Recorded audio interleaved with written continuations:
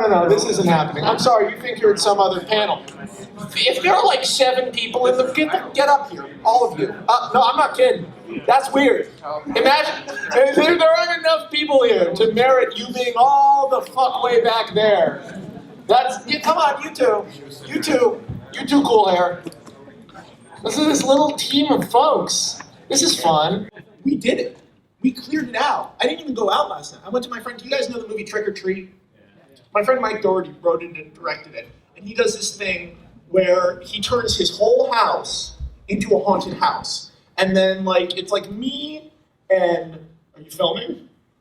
It's me and other people. And we, who shall remain nameless, and we scare, not you, and we scare the fuck out of children in a way that and it's amazing because the parents know what the deal is. So they're like, come on in, hey kids, come and check out this cool haunted house. And it's just me screaming in the face of a 1-year-old child. And you haven't felt a serotonin thrill like this unless you're on a roller coaster or Chewbacca. Dr. Chewbacca? Dr. YouTube Chewbacca? YouTube Dr. Chewbacca? Bigfoot. What's he doing? Guys, Bigfoot in the wild. Brad, I love you. So hi guys, welcome to Max Landis' panel. So I have really great and terrible news off the top, which is that I recently booked my dream job, and then another job which I didn't see coming killed me because it's so exciting. And then I also just sold a movie, but I'm not allowed to say anything about it yet. So I'm not allowed to announce any of those, and the first one gets announced Monday. If there wasn't a camera, I probably would have just told you guys what it was. I'm the only screenwriter in the world who dives in front of cameras. It's me, Max Landis. But that's because I'm a director now too, and that's more director personality. Lord knows, Kevin Smith will give his opinion on anything. I'm trying to get to that point where people don't even want to hear my opinion. Max Landis again. But so I'm so happy you guys came. This is weird. I'm editing my movie in New York, Me and Her, which is cool. It's a good movie. And it was really exciting. It's the first movie I've directed. And my friend Oscar Torres, who works for this last year, they had me in the middle of a Saturday, and Chronicle had come out earlier that year, and Death and Return, the first one, had just come out. So it was I went in, it was packed. And I was this can't last. And I was right, because look what we got, Friday night. But I was in New York, and Oscar gave me this whole thing, you gotta come back and do a panel, this, that, this. And I was like, okay, fun, because I'm always down to talk to you guys. So, but I get here back from New York on Saturday. I go out with all my friends who I haven't seen in 2 months. We're editing in New York because we got a tax break. And Oscar's okay, your panel is now on Saturday at 9 a.m. I was that isn't happening. It's funny that you said that, but that isn't happening. And he said, okay, well, we only have one other slot. It's 5:30. And Halloween week, I don't know if any of you are familiar with me as a person or a personality or what I like, but Halloween week is my thing. So it's good that I was back for it, but doesn't it suck that I can't announce anything really super cool? There's a big article on me coming out on BuzzFeed on Sunday, I think, about the movie I just directed. So I guess whatever you guys want to talk to me about, I'm very down. You guys know I'm not writing Chronicle 2 because they didn't the girl main character and the robot suit. That was they also, this is pretty dark. And I was but the characters live in this one. Everybody makes it through they're yeah, but it's much darker than Chronicle. And I was yeah, I know. Yeah, I know it is. Josh was off directing Fantastic Four, so it was me alone. But they're making Frankenstein, so I can never be mad at Fox, because it's cool, I get 2 movies this year. And Daniel Radcliffe keeps doing this thing that I've never seen an actor do, where he does these interviews where he goes, Max Landis is such a good script. I'm I love you in Woman in Black. I thought you were so handsome. And it's very strange for me, because it's a year, 2013, where I don't have a movie. And it's because during 2013, for a while I was writing Space Mountain for Disney. I wrote this crazy thing, Villains for Universal. My script Good Time Game goes around. I sold a couple other stuff I can't talk about. But like when you're a screenwriter, you're in this constant state of limbo because you have no real control over your movies. I mean, like once you're a director, like my movie Me and Her, I had total control. But it was my first time, so who knows how that turned out. But like, it's very hard because like you can be a screenwriter and be like a hotshot screen. I was on the cover of Script magazine. I sold all these scripts in this tiny amount of time. But then Chronicle comes out, and everybody liked Chronicle, which was cool. And Chronicle's basically my first draft of that script, which was unheard of, because that's not the way the industry works, as I have learned. And as I actually knew going into Chronicle, and then it was just this great experience over there at Fox. But then they're like, yeah, come on in. Get in here now! It's funny to think about because you can't promise anyone anything. You can never say, I just sold this, and I sold this, and I booked this job, and we're making this, because you're not in a position to say that. And in the industry, as I've found, decisions are arbitrary. There's an idea of what will make money. There's an idea of the kind of movie a studio wants to make and what stars mean box office, and they have formulas, they have grids, but they don't mean anything because they keep not working. Movies keep falling on their faces. Lone Ranger came out, everybody shat their pants because it was like, what? But that had Johnny Depp in it. What does this mean? We need to buy Star Wars. It's going to be interesting because, like, at this point, I don't know how Dark World did, but like, it's going to be interesting to see where superheroes goes because it's like a 10-year thing. In the 70s, it was disaster movies. 80s, big science fiction and action. 90s, early 90s were like romantic comedies, and comedies were doing giant box office. Mid-90s, we moved into more fantastical stuff, doing big box office. Action came back in a big way. And then in the 2000s, it became everything is trilogies and escapism. And am I under arrest? And it kept, they're looking for me downstairs. I saw a Psylocke, and I think I commented on her. I think she was maybe younger than I thought she was. But anyway, so there's what I'm saying is that I think the 2000s were trilogies and are now superheroes. And I think we're nearing the end of superheroes. And that's not me like making a prediction and going like, Max Landis says superhero movies aren't going to make as much money, but it does seem like there are a lot of them coming out. And a lot of the trailers look very similar to one another. And usually once that starts happening, the bubble bursts. And I don't want that because, when I was 12, I was looking at movies and going like, well, what's coming out that I like that's a superhero movie? And it was like when I was 12, what is that, 1996? 1997. What's the superhero movie from 1997? And then I saw The Matrix in like 98, and I remember thinking, whoa, that's just like how Spider-Man dodges bullets. Wait, could they make a Spider-Man movie? I just remember like my mind, everything's slowing down for me of the idea that this technology would enable us to see the worlds of Marvel and DC in the way we hadn't before. And now we see, I feel like, too much of them. I mean, like, I don't know. I like when I was watching Avengers, which is a good movie, but it was like, yeah, we're spending a lot of time with Black Widow and Hawkeye. I don't want to spend time with Black Widow. I felt weird about it. No Hank Pym, although they are doing Ant-Man. I guess having an alcoholic wife abuser in the first Avengers is a little bit of a stretch. But I think they're doing like the secret agent Ant-Man. They're not doing the cool one. So hi guys, I'm Max Landis. This is my panel, and I can talk endlessly. So feel free to interrupt me. It's a talent I got from my father. It won't be interesting. You'll travel in and out. Parts of it will be interesting.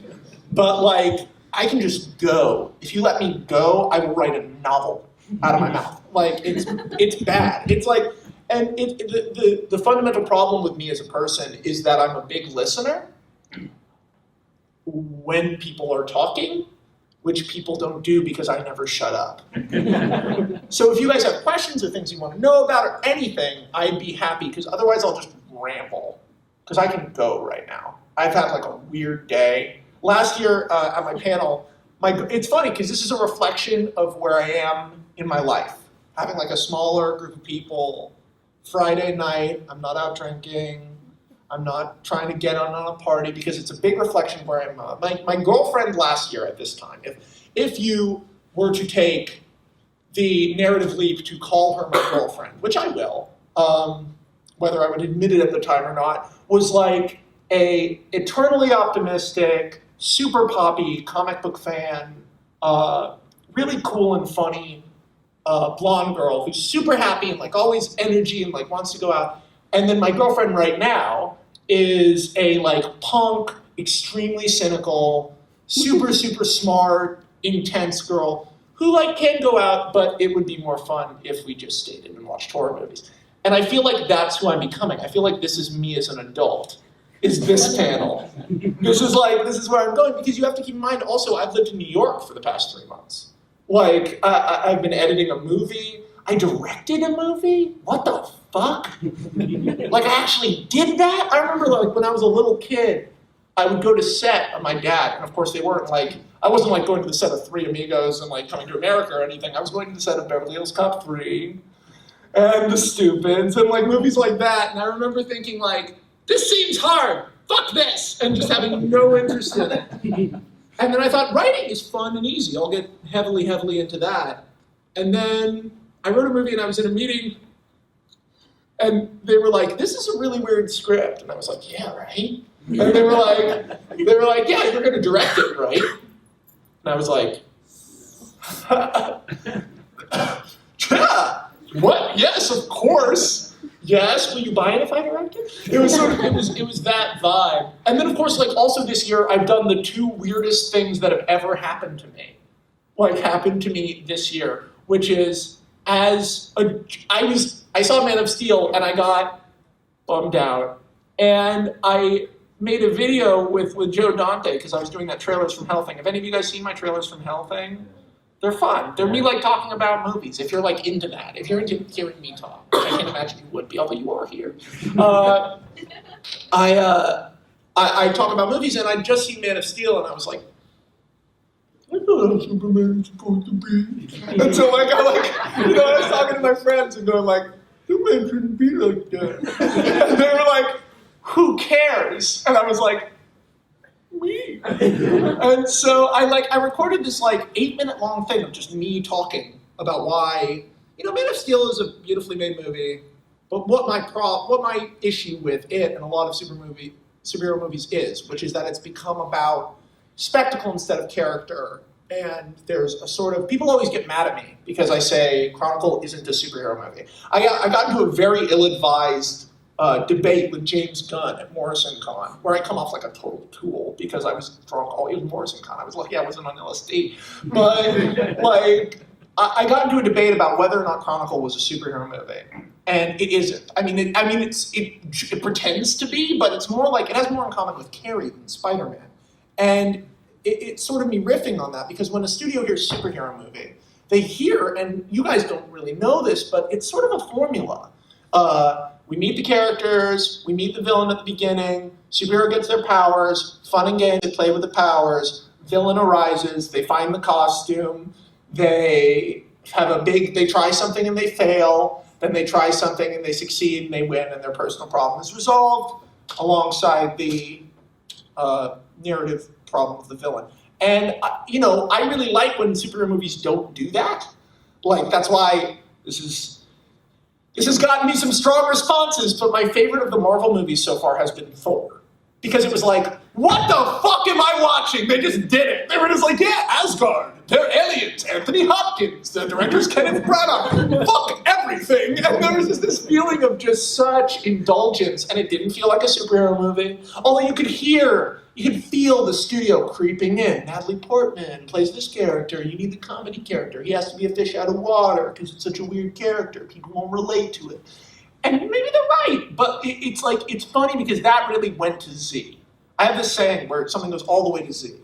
When they go like the ending of Man of Steel to me went all the way to Z in like a way that I didn't like. Because all the way to Z isn't good. It means you're doing everything. It's like he's not just flying faster than the speed of sound and getting crucified in space, and he's also destroying the whole city. And and I thought Thor went all the way to Z in a way that was fun. I lost track of what oh, that's right. I was talking about regarding Clark, which is I made this video and I put it out and it's just me talking and it got 100,000 views in a week. And I was like, what the fuck is going on? And then, you know, I host the Comic-Con in Dubai. And in Dubai, some people don't know this, the second year running, I'm going back this year. Although this year, it's gonna be cool because some of my stuff will have been announced by then, so I can like walk in like this. But like the truth is that like, I'm famous there, I call it fakeness, because I host the Comic-Con in Dubai. They have none of them have seen Chronicle, they don't know anything about Superman, they don't know that I'm a screenwriter who's like doing pretty good. They sort of just know me as that guy who's on stage, hosting contests and like being really silly. I bring, you know, girls in hijabs up on stage. What's your favorite comic book character? Deadpool. Why do you like Deadpool? Don't know. Why do you like Deadpool? He's fun. And so like, it's wonderful over there too. It's like, it's wonderful because how many comic book stores are there in Dubai? None. Not one, for like 500 miles. So everyone has made their own costumes. Everyone who has come to it is there because they absolutely needed to go to Comic-Con. And you're talking to people who like drove from Egypt. It's like, Jesus Christ, yeah, there's no comic book stores where I'm from. And also it's Dubai, so everyone's expats. So like when you meet someone, there's no telling what accent you're about to hear in a way that's like really exciting. Because you'll meet this guy who's like African, like looks like hardcore African guy. Hello, you know, like that. Hi, yes, I saw in your video that you don't actually like Batman very much, and I was wondering why you don't like Batman. Do you like Batman? Yes, of course, but you know, recently with the Court of the Owls, and I'm like, what is going on? I'm on the other side of the world, and so that's like being famous for me. It's bullshit. You know, and for a screenwriter, as I said earlier, I'm a very like, hey, pay attention to me screenwriter. Most screenwriters look and sound like this at a panel like this. No offense to them, God bless their souls. A lot of them do real well. So, that was the first screenplay I'd written. And we had Nick Cage attached to it for a while, but ultimately, it didn't sell. And I turned it into a novel. And now I'm trying to sell the movie rights. The fuck that! It's like, I always like, I don't understand why the people who make up the stories can't have all of the microphones. And it's because we don't have any of the power. Although, you know, it helps to sort of self-generate, which is what I'm learning from directing. But yeah, so that was one of the crazy things that happened to me this year. And then the other crazy thing that happened to me this year was I was making my movie, and I tweeted, hey, if you want to hear me say what my version, because I made this video, I don't know if you guys have seen it, it's called Death and Return of Superman. It's me and like Elijah Wood being weird, and like all my friends in backyards. I made it like a year and a half ago. And that's the video. Oh God, that's like 2 years ago now. Oh Lord. It's like, and it's funny too, because like I've been busy directing real movies and all I want to do is like go do the Clone Saga in backyards. And it's like, when am I going to be able to do that? I don't think I am. But so I did that and I'd forgotten, I tweeted like, I don't have that many Twitter followers. I have less Twitter followers than most porn stars. And also most film reviewers. But I tweeted, would you want to see me do my version of Death and Return of Superman? Because DC hired me to do that for 10 minutes. And then me and Greg Pak, and then they were like, they turned all that down. I was like, why did you let me think about it then? It was rough, man. But you know, comic books are hard. They're a harder industry to break into than I think even movies, which is bizarre. Video games too. I've had tremendous trouble like getting around in the video game industry because I'm not an artist. But so, long story short, I did a pitch of me saying what would happen in my version of Death and Return of Superman, and it's 42 minutes long. It has like 55,000 views with like no drop off if you look at this, because people watch the whole thing. So I got very like high on myself for a minute until my new cynical punk girlfriend reminded me how lame I am. And I was like, oh, this is pretty cool, classy guy. And I was feeling pretty good about it, and yet then I disappeared because I've just been making my movie and sort of in this place of like introspection. I'm 28. Like, it was pretty cool. I sold 8 scripts when I was 24. That's a lot for a 24-year-old to sell. That's the most for a 24-year-old to sell, between 24 and 25. And so, like, now the problem is I'm working at a level of the industry where when I sell something, I'm not allowed to tweet about it, which sucks because I've had this revelation about how ugly of a human being I am on the inside, where I realize that if I can't brag about things, they don't mean anything to me. And like, I don't know what that means. It's like I must have some sort of terrible hole in my heart. Tell me one of you has a question. Just give me something else to talk about. Yeah, perfect.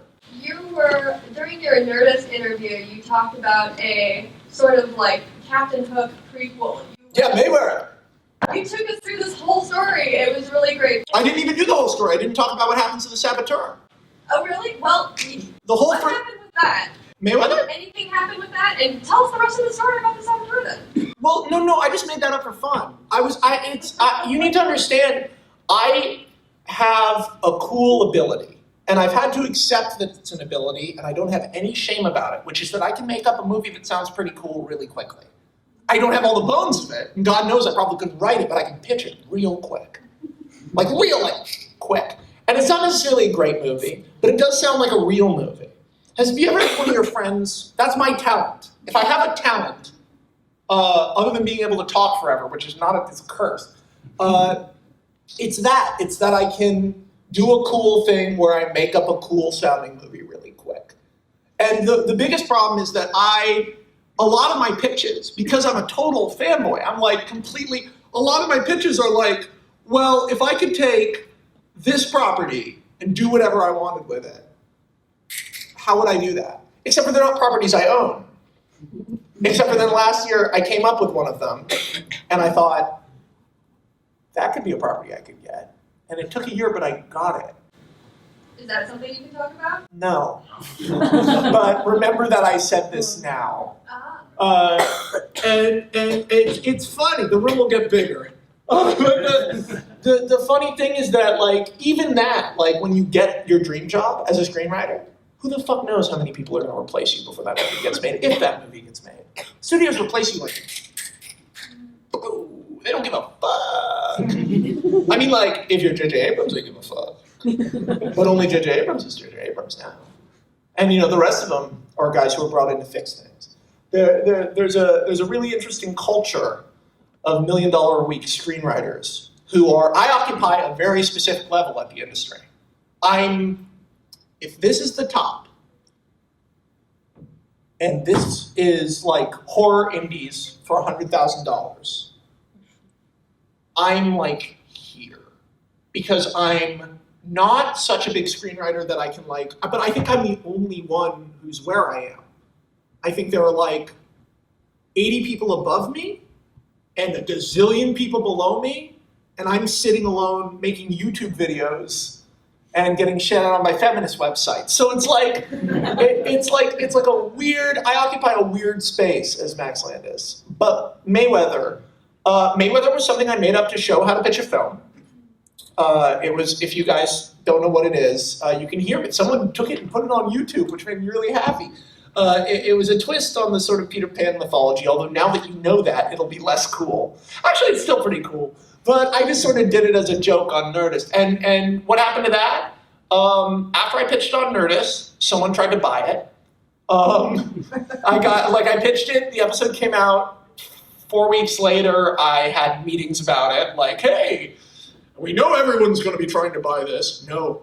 Just them. But they didn't know that, because they didn't know that no one else listened to Nerdist but them, which was really funny, because I think a lot of my fakeness is making people assume I'm more well-known than I am. Because I'm a screenwriter, there's no reason you should see this. No reason. That was John August. After Jezebel tore me to pieces over a very foolish interview I did where I was disgusting. But again, the fact that Jezebel did that, I was like, you care what I think? And like, but John August said on his podcast, he said to me, John August is a writer. He's $1 million a week screenwriter. He goes in and fixes scripts. And what if his work is good or bad? I don't know. I don't know what the last movie John August wrote all by himself was, but he's a fixer. He's a very respected, like, big money guy for the studios. And he, on his podcast, said, you know, Max Landis goes out there and screenwriters, you know, have no reason. They're all about, Max Landis is all about self-promotion. Yeah, and it's working out pretty well for me.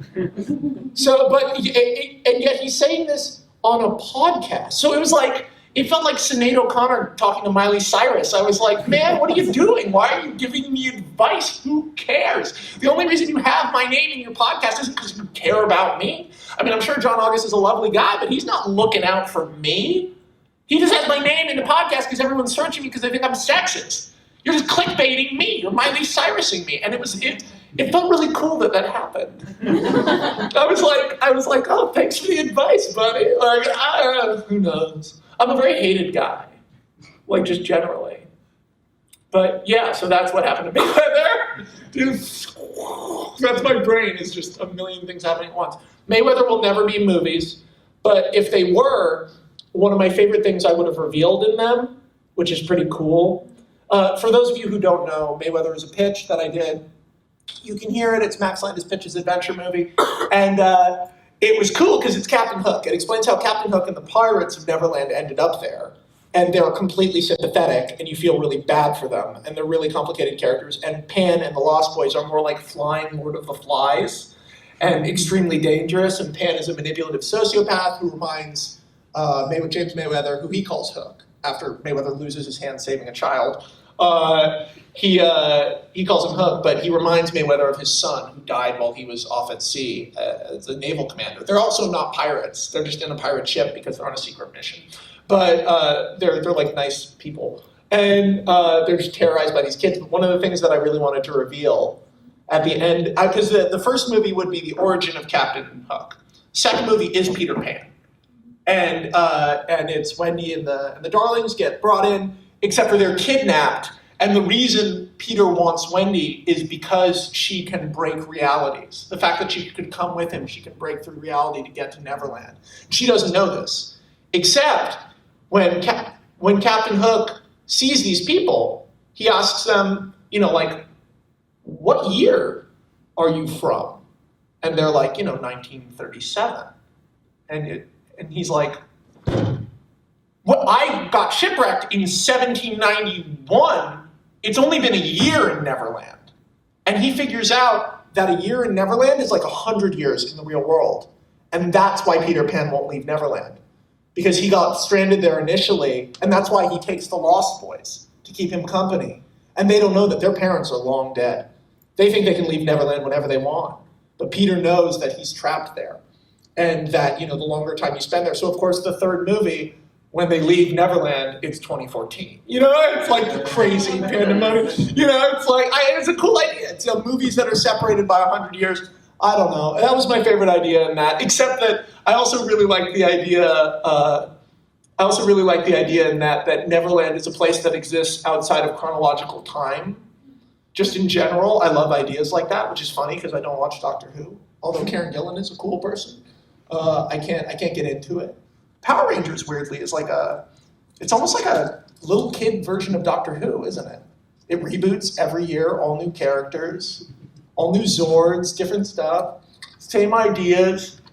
But yeah, that's what happened to that. Who else? Come on, bring it on. Don't let me sit up here and talk. How was it working with Haley Joel? And how do you know about? Oh, that got announced. Haley's fucking awesome. Haley's rad. I mean, like, he plays himself in the movie. If you guys know who Haley Joel Osment is, kid from The Sixth Sense. Yeah, what movie? That movie me and her that directed. What I didn't see coming, which I should have. Great. It was perfect. And like, it was one of the many moments as a director where you're like, this is cool. But also like working with Gina Davis and Scott Bakula in the movie was really cool because it was like, oh, you're like really good. Like my leads are all young actors who, hopefully if the movie does well, this is disgusting, I'm sorry. Hopefully if the movie does well or gets noticed, they're all really good in it in a way that like was really inspiring. And they're all like close to my age, and it was like, wow, you guys are great actors, like during the casting process. And so like, there's this girl, Emily Mead, who's just fantastic. Angela Serafian is like terrifying Disney villain, and Dustin Milligan is like perfect. He's sort of playing me, which is super weird because he's so much better looking than me, so dreamy. Then Luke Bracey, who formerly played Cobra Commander and is a November Man, being a spy with Pierce Brosnan, is like the opposite of that character in my movie. He's like this. He's different than that, and it was just really cool to see them be really good. But then when like a great, a known actor like Lance Henriksen is in it, and Scott Bakula, and some people from a lot of TV shows that you'll recognize. People like that, when they'd come on, it was weird because you'd be like, oh, I get why you're famous. Like when you give a note to Gina Davis and she'd instantly do it perfectly, and it'd be like, oh, that's right, you've been doing this for 30 years. I don't, okay, I'll be over here. Do what you must, it was a lot of that for me. And Haley was like that too. And also about a fourth of the dialogue in Me and Her, I made up on the spot because I'd say, wouldn't it be funny if he said this? And I'd go, so there's like the whole blooper reel of Me and Her is just actors going like, saying their line, and then me going off screen here, no, say this. And then they go, so, and they start to say it and then start laughing because I just like threw them a line where they have to say that dolphin looks like a penis to me. That dolphin looks like a penis to me. It's like, and it's pretty cool. But like with Haley, what was incredible is no matter what I threw him, and I threw Haley the craziest shit I did in the movie because that character could go there, he wouldn't break. He just instantly do it perfectly. And the problem is that like I started to get to this point of just masturbatory glory where I was like, Haley, say this! And I'd like talk for 40 seconds. Tell this whole story. And he'd do it! And then so like, the Haley Joel Osment scene in the movie is a minute and a half long, less. And it's that scene is awesome. But like we have 10 minutes of footage of just him. He tells this story. I can't do it the way he did, but I can do it the way I gave it to him, which is, Haley, tell this story. This is a story that's not in the movie that Haley tells casually. Me, 5 girls. We go out to the desert. Last week, Joshua Tree. You know it? Past Joshua Tree. Meth lands. You know what I'm talking about. The Salton Sea. We were down there, 5 girls, all hookers. Not real hookers, but hookers for me, if you know what I'm saying. All of us smoking, drinking, drunk. Don't know what's happening. We see this guy. There's a big line. There's an angel in a cage. A real angel. No way. He says you can throw rocks at it for $5. Man, I got $2,000! We're throwing rocks. It's hitting the angel. The angel is crying. We're laughing. And we were drinking. No one told us not to drink. He did that verbatim. But like much funnier than I just like really good acting and like really sincere. Like, let me tell you about what I did this weekend. And it was like, and it's really weird because in a lot of his cuts, like we can't even use them because you'll hear me say something. I was playing blood football with those guys down the LA River, and they'll like say it perfect, and then you'll hear me go, ha! Okay. It's dark. You look a lot like in the back, you look a lot like one of my friends if she had completely different hair. I'm Quentin Quire of the X-Men. No, I understand that through your dress as of Grant Morrison's X-Men. Yeah. No, I got that. Okay. No, but you look like my friend Lissy Smith. A lot like her. I'm glad you're not telling me I look like Miley Cyrus. No, you don't look like Miley Cyrus. But Lissy is like a former Miami Dolphins cheerleader and like has like blonde hair. But she I think inside her somewhere is Quentin Quire. But like the character Quentin Quire, not the costume Quentin Quire. What else, guys? Come on. You got 25 minutes. Oh, we gonna bullshit about that? Yeah. All right. Another question. Well, I don't know much about this movie you've directed, but a lot of your... No one does. No, that's really cool. No one knows the plot of the movie. Okay. And it's totally, all my movies are kind of totally unlike each other, especially all the ones that are getting made right now, which is, like Me and Her's finishing, Frankenstein, and then 2 secret ones. But like, it's cool because they're so different from each other that you wouldn't think the same guy wrote them. Because they're not, like Me and Her is not a fanboy. It's not like Chronicle. It's the opposite of Chronicle. It's like people like I can imagine it coming out and 2 people liking it. I can also imagine it coming out and becoming like Rocky Horror Picture Show. Like I don't know. It's a super weird movie that's super normal and no one knows anything and you've kept the script super under wraps, which is funny because we're treating it like it's fucking Avengers 2. And it's like an indie dramedy. I don't know. It's awesome. But go on. Sorry. Well, I just wanted to ask. You say it's not a fanboy film, but a lot of stuff is heavy visual, fantasy. Could you direct something at this point, do you think, with the experience you have now, something with more... A lot of green screen? A lot of green screen, special effects, costumes, all that stuff. Do you think you can handle that yet? I don't know. I was thinking about that the other day because I'm in line for a job. That's that. That would be... Josh Trank, the guy who directed Chronicle, is now doing Fantastic Four. But Josh is also, his degree from college is in photography and cinematography. So he has a very visual, he sees things. So when I write in the script, Andrew moves the camera slowly around the room. We watch him as he lifts it up into the ceiling, taking pleasure in this new, whatever. Josh would go like, and this is what that looks like. And I'd be like, Josh, that's awesome. And like when I was in the script, like it was weird because I did a lot of camera moves in the script, which I never normally do. But with Chronicle, you sort of have to because the camera's a character. And then Josh would just kill it and invent stuff and just be genius. But like me and her, I can't say about what is or isn't in the movie, but there are some elements in the movie that are like, whoa, I didn't see this coming. This is like a fantasy movie, or sort of like that. And they look pretty good. And so like, I don't know. I think it's a very big undertaking, and I don't think I can give you an honest answer. If someone knocks on my door and says, here's $100 million, go make this, I'll do it. But that's only because like I said, I'm not partying that much right now. I got nothing better to do. I don't have to go to England for Frankenstein yet. I don't know. Yeah, I hope I get to do that, but I'm scared. I mean, like directing a movie's really super hard and intense and fun. I'm not allowed to talk about how much fun I had during it, because if you ever see directors talking about their first movie, then, oh my God, so much compromise. I was under so much pressure. I was on the set of Me, Him, Her in a pirate costume. It's not a pirate movie. I went, you guys got a pirate costume? And I was just directing in a pirate costume. I was like, okay, fun. I wore costumes almost every day. I had a tremendous amount of fun. And it was super intense pressure, but it was like, every time I'd be like, we only have 30 minutes to get this shot. It'll take 25 minutes to set it up, and so you'll have 3 minutes to get this shot, so you gotta get it right, perfect. I'd be like, you know what this is better than working at McDonald's? Do you know what I'm gonna be doing during those 30 minutes? Figuring out how to get that shot. You know how long that's gonna take me? 7 minutes. And I just wait for them to light it and wait for them to do it. And then I go, action. I look at the screen.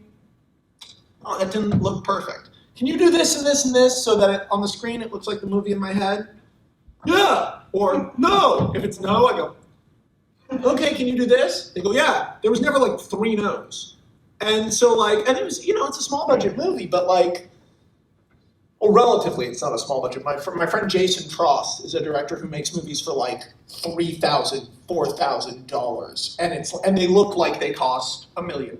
They don't look like they cost they don't look like big budget movies, but they do. He's a visual guy too, which is funny because he only has one eye. He's a sexy man. He looks like a cursed Disney prince. His hair is kind of like mine, except for straight. And he has this really defined jaw, and he's like, that's my impression of Jason Cross. Oh, now you see me as the best movie of the year. What, Jason? I don't know. So it's weird to think about because it was so easy for me. So I don't know. It's fun. I answer 6 questions every time I answer I like my girlfriend. She takes me nice stuff. Yeah. Is Michael B. Jordan gonna play the Torch in the Josh Trank's Fantastic Four? How would I know that? Because you know Michael B. Jordan. I do know Michael B. Jordan. Well, it's weird. They're doing this weird thing in the media where it's like, they are, aren't they? Be the Torch, but he could. You know what's funny? about the media. I did an AMA where they were like, "What if you could do any superhero movie? What would you do?" I was like, "I don't know, Wonder Woman." And they were like, "Yeah." I was like, "Yeah, I have a pitch. I have an idea for Wonder Woman that I think would be really cool." And they were like, "Yeah," and I was like, "It was on fucking Reddit. It got reported all over the internet that I was writing Wonder Woman," and I was like, "What the fuck is happening?" So like, is Michael B. Jordan the Human Torch? I have no idea. I'm not involved in Fantastic Four. I know Mike. You know, we're not super tight, but we know each other. And Josh just got married. Josh just got married, and so like I've been directing a movie. But wouldn't it be cool if I knew if Michael B. Jordan was the Human Torch? Was he at the Death of Superman thing? And when you did the Sin of Family, I went to your death. Oh yeah, no, Mike was there. Yeah, that was it. Yeah. Yeah. No, it's like the whole cast of Chronicle was there. It made me feel really good. It was like, "Thanks guys, I'm the screenwriter." Well, I made up who you are. Do I have 5? My panel is 43 minutes long. Okay, I'll take it. Give me some more, guys. When does Frankenstein start? Frankenstein starts November 15th. Yeah, I know! Congrats on that, man. Thank you, it's gonna be really good. It's the best thing I've ever written. I'm like, no one has any idea what this movie's about. And that's the best thing about it, is that it's not of any kind of Frankenstein you've seen before. I've said too much about it in the media already, but it's very cool. And it's James McAvoy is Victor. Fantastic. No, James McAvoy and Daniel Radcliffe is Victor Frankenstein and Igor. And yeah, Igor, y'all are gonna learn a lot about Igor. He's a good guy. It's dope. It's like one of my biggest problems and my biggest strengths is that I'm a huge fan of myself, as I'm sure you've noticed. I love all of my ideas. And I was gonna pitch you guys something for fun, but I think it'll take like 8 minutes or like 7 minutes. And he just came in with a 5-minute sign. So I can't really pitch you that. I think that's You think I can take him? How fast do you think I can pitch you the first 24 minutes of a hook-dependent pitch? How fast? One way to find out? You think I can do it in under 5 minutes? Yeah. Okay, so this is a dumb idea I had the other day. Here we go! So let's say Robert Downey Jr., okay? You like Robert Downey Jr. as an actor? Yay! Robert Downey Jr. and his wife live in San Francisco with their 12-year-old daughter, and they're having problems. He used to be a very, very, very successful architect, but things are kind of going downhill. A lot of the young guns are threatening his job, and he's kind of an egomaniac, so he's gotten extremely insecure, which is leading him to butt up with his wife. And this is a complicated guy. He's an artist. He's sort of a rock star in the architectural community, and he's lost a lot of touch with his daughter. And his wife lets his daughter drive the car in the parking lot. He freaks out about it because he's a control freak. He goes like, "How could you do this? You know, you bum me. You do this without my permission. You let my daughter drive the car." And she's like, "Dude, why are we having this fight?" She drove the car like 10 feet, and it spirals out of control. The fight gets more and more intense. All of his insecurities are revealed. The wife says, "Okay, in the morning I'm leaving." That night they're asleep in bed, and he gets up to get water. And when he comes back, the room is fucking destroyed. Everything is torn up. It looks like someone just fucking, like wild animals were loose in the room. Things are crushed. There's claw marks on the wall, and his wife is gone. The next morning, he, of course, has called the police, except for he's the only suspect. And guess what? She called her sister and said, "I'm leaving you, Robert Downey Jr. I need to stay with my sister." And now the room is destroyed, and she's missing. Who do we think is the suspect here? Do we think it's someone else or just him? Robert Downey Jr. is extremely freaked out, but they have nothing to hold him on. His daughter, they're trying to take her away from him, and she goes, "No, I want to stay with my dad. I don't believe he did anything bad to my mom." He gets this note in his box at his building in San Francisco, and the note is on his stationery he used to have from his childhood. It has his initials on it, CR. And he's like, "What?" And the note says, in like this scrawly handwriting, "It's been a long time. I do believe I've seen your wife here in the woods. You should come round and collect her. Things have changed. It's terribly dangerous. Hurry home." He's like, "What the fuck is this? It's not signed. It looks like it was written by a little kid." his daughter is like, what is this? Where did they get this stationery? He's like, it was my stationery when I was a kid, but it's like in NorCal at the old house that I lived in when I was a kid out in the woods in the middle of nowhere. We like left it in the attic when we moved. She goes, well, we have to go and find Mom. He's like, okay, well, I should give this to the police. But he gets this weird, like, tingly feeling. So he goes, I'll go myself. The daughter basically threatens to sell him out to the police unless he takes her. So he's blackmailed by his own daughter into going. He gets there. The house is at the edge of this deep, dark wood. It's this old colonial house, 3 stories. And guess who lives there now? Not nice people, Winter's Bone people. Scary, NorCal, like we have guns and knives, and they're like, get the hell off our property. He's like, can I just look in the attic? I just want to see, you have, this note was written to me on stationery that doesn't exist anywhere else but here. You know, please, please, please just give me a second to look in the attic. And they go, if you come back, we're taking out shotguns. He goes, okay, well, I'm just going to go. They go back to the motel with his daughter. His daughter's like, why didn't you go in? Why don't we call the police? Why don't you check the woods? He's like, because we're being crazy. There's no way your mom could be in the woods behind that house. He goes to bed. His daughter, who knows how to drive, takes the car, drives back to the house. He wakes up, she's gone. He knows where she went. He goes in his pajamas on foot, runs there. They're only like 2 miles away. Ends up on the property. He sees the parked rental car. Engine still on, daughter gone, somewhere in the woods. Here come the fucking rednecks in a truck. They have shotguns. They're not taking this lightly. Holy shit, I'm in my fucking pajamas. I don't have my cell phone. He's running through the woods. Branches getting broken, exploding as they're hit with shotgun shells all around him. What the fuck am I going to do? He's in the spotlight. He finds this giant old oak tree. It's huge, massive, almost 40 feet tall. The big roots. He goes down into the roots and he's trying to hide. He sees his daughter's shoe. She went in here before him. She tries to pull himself in. He finally finds this little thing. He moves to the side, pulls himself in. The rednecks are behind him. He gets stuck halfway in darkness. They're going to shoot him in the balls if he doesn't get through. He feels hands on his hands pulling him in. He's yanked through, and the thing closes behind him. And Pooh and Tigger and Eeyore all fall to the ground. He looks up. He's like, Christopher, you're back! Oh, thank goodness, your wife's been taken by the Hufflumps and Woozles.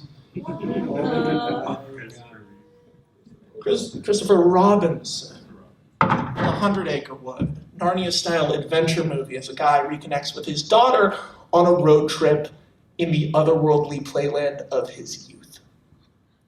And of course, all of the different characters represent different aspects of his personality. You know, there's an implication that somehow he's controlling all of this.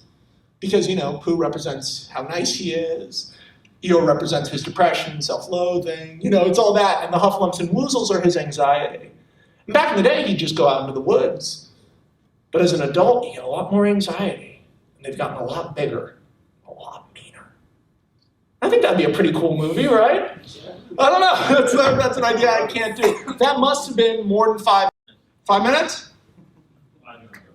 5 minutes left? No, you did it in 5. That's called a hook pitch.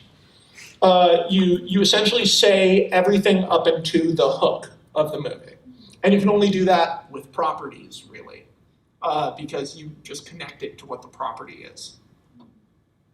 That's that. You guys have a question you can ask me in a minute? Yeah. You may have revealed it already, I might just not have been paying attention, but are we ever going to find out where they got the power from in Chronicle? I can tell you where they got the power from in my movie. Yeah, I would love to hear it. That takes more than 5 minutes. That thing in the cave. No. Moga?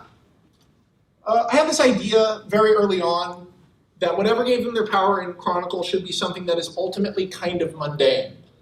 And it shouldn't be aliens, because aliens are dumb. That's how everyone gets their powers.